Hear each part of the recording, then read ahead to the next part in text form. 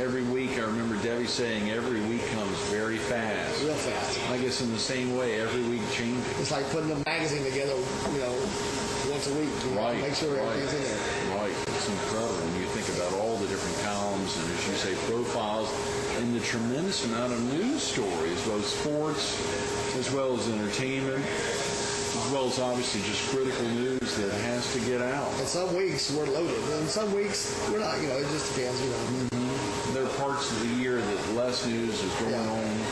And there used to be more distinct now, but now with Myrtle Beach area becoming year-round, it doesn't slack out as much as it used to. Of course, Tom, you write news stories and columns. When you think about, I want to talk about some of your favorite columns in the past, but can you think of any stories in particular that really stand out in your mind? I think probably the most rewarding story. A couple years ago, there's a community called the Cedar Street community. In more of a rundown area of Myrtle Beach. Right. And we got some calls from some folks living there saying, we've got drug dealers in our neighborhood. We got prostitution going in front of our houses. Our kids aren't safe.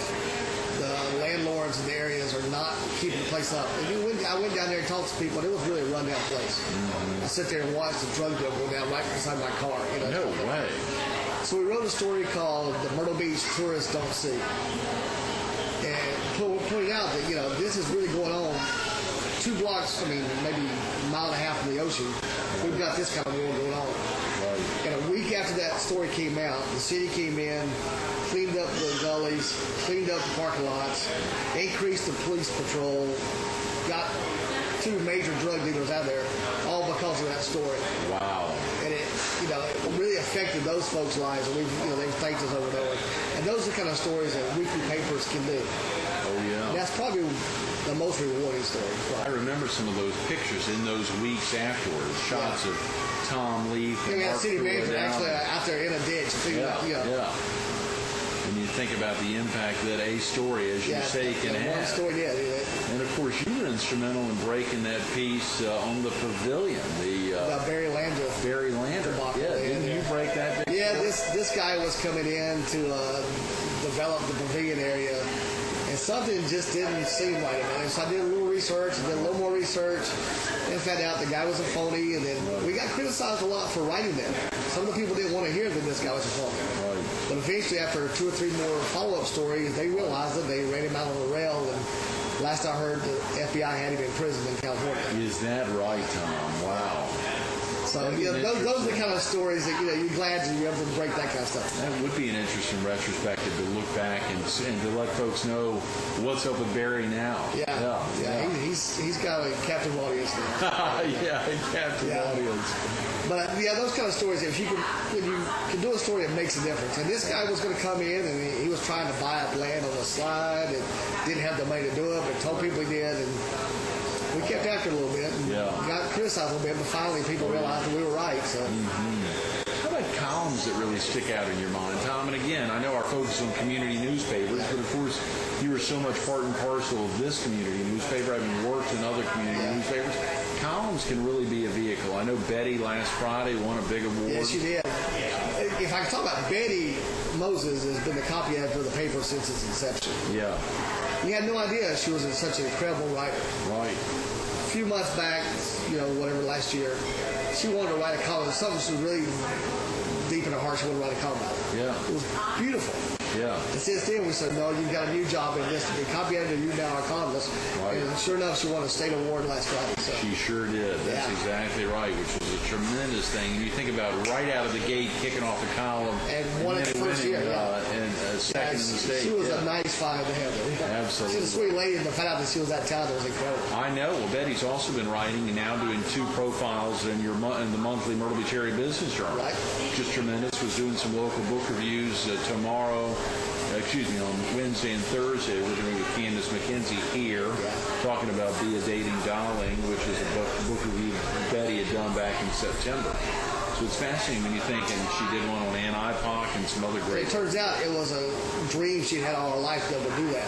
Right. So now she's living that dream and doing real well. I know, she is killing it. Yeah. Her column this past week was a wonderful one. Folks can go online and read that, or we hope obviously they'll pick up a copy of the Herald. And since the Herald sponsored Carolina people. But think about your own columns, Tom. Yeah, one thing about a column, I have to write the news stories, which are just facts. This is what happened, blah blah blah. But a column, I get to write opinions. I get to the soapbox up a little bit sometimes. As far as favorites, I don't know. There's a favorite. But when I get somebody to call me up, I'll run into them in a meeting or run into them at a gathering and say, I agree with everything you wrote last week, or I couldn't quit laughing after reading your column, or your column made me cry. I can relate to what you were writing about. Right. Those are the kinds of things that make it worthwhile. Yeah. Probably get some grueling comments at times as well from people who didn't like your opinions. And, sometimes.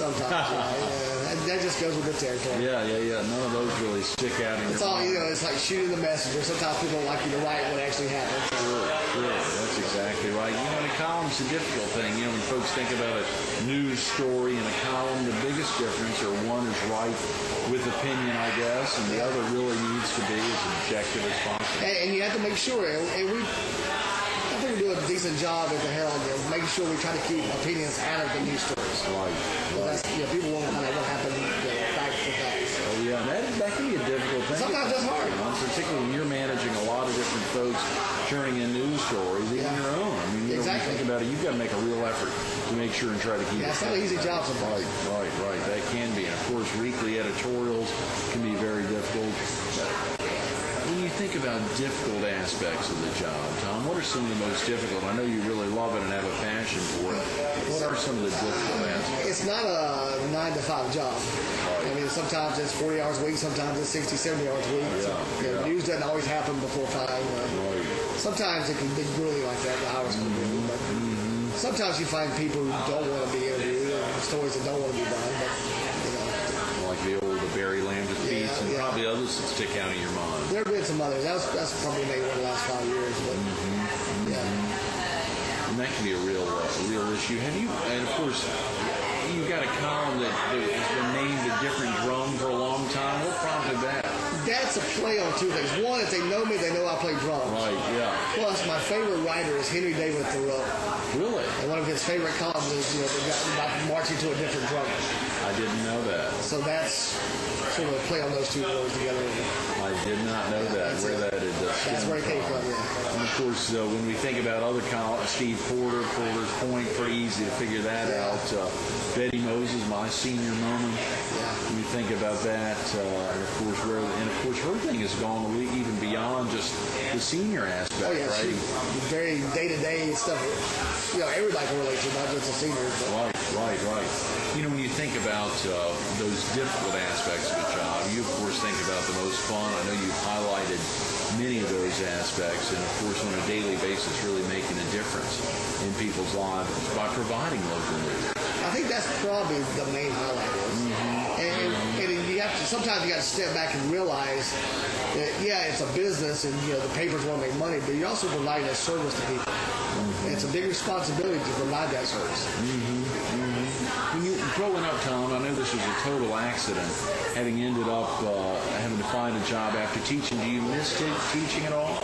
Sometimes. I used to like the interaction with the kids. I miss that. But when I look at it, now with the paper, I get to go here, I get to do this, I get to do that. I'm not going to find one spot. So it gives you a real opportunity to highlight some of the great educators in this area as well. And I like covering school stuff. Sure. Last week I spent the whole morning in Farnsburg Middle School. Really? In a career day talking about editors and reporters and news and so forth. So I actually got to teach last week. Oh, good. You went in there for career day. Yeah, I got to teach again. So that was fun. I did not know that over at Forestbrook. That's a great idea. And of course, being able to highlight some of the schools and the great things they're doing. I know you put a lot of focus on the Horry County March of Dimes. Right. And those schools that have been so active, I think you went up to the state meeting even in Columbia. Oh, yeah. Horry County schools were like number 5 in the whole country. Right. Incredible. Did a tremendous job. A lot of times schools get the bad rap, but, I guess coming from a teacher, coming from school, I always try to bring out the positive stuff about the schools, too. Oh, yeah. And you still see some of your former students? Or I know last week when I was at J. Edwards, I saw a woman who's a daughter. Yeah, I wrote them. A lot of my students now are, have kids or Yeah. That makes you feel a little old. Again, you've been out of school for a couple of years. A few years, yeah. And aspects, of course, when you think about as we go through each week, Tom, and we talk about that idea of every week comes really fast, what's the part that comes the fastest for you? Is there something that really comes fast, or is it just the editing on Wednesdays, getting ready to make sure the paper gets out? Well, it comes down to Monday and Tuesday. We put the paper together on Tuesday night, so it's crunch time on Monday and Tuesday to make sure we try to plan ahead on what story. But, a lot of things happen over the weekend. Some things happen on Monday. Some things happen on Tuesday. So the crunch time of making sure that we've got everything covered that we can possibly cover before Tuesday night. Yeah, absolutely. Sometimes it gets done early. Sometimes 1 or 2 o'clock on Wednesday morning, we're still trying to decide what goes on the front page, what goes here, this kind of stuff. It can be very harrowing. Thanks for everything you do, Yeah, Tom. my Thanks pleasure. for coming in. My pleasure. Stay tuned to more Carolina People with the Myrtle Beach Herald's editor, Tom O'Dare, coming up next. If you were at the annual banquet this past Friday in Columbia for the South Carolina Press Association, you would have seen him walking up to the front to pick up his award as having the #1 photo shoot in the state in a special photo category. You would have seen him walking back up again a second time, picking up the #1 award in the state for the entire newspaper for general excellence. 2 years ago, #1. Last year, #3. This year, #1 again in the state of South Carolina, the Myrtle Beach Herald. It's a tremendous thing. You can see Tom on Friday nights at the VFW in Little River. On Saturdays, 3 nights a month at Billy the Kids up there in Little River. Like his parents, 64 years of marriage, they're still doing the same thing, following their son wherever he goes. They're picking up their mail up there in Belmont, North Carolina on Fridays and reading Tom's great column, obviously seeing his work, overview, his pictures throughout the paper. Like his sister on Thursdays. She's going online to myrtlebeachherald.com to check Tom out, and like all the folks out here at Broadway at the beach are going out to the boxes and putting 50 cents in and pulling out their paper on Thursdays. Take the time to check out the community newspaper in your area, whether it's the Dillon Herald, the Orient Independent, the Coastal Observer, or right here, the Myrtle Beach Herald. Check them out.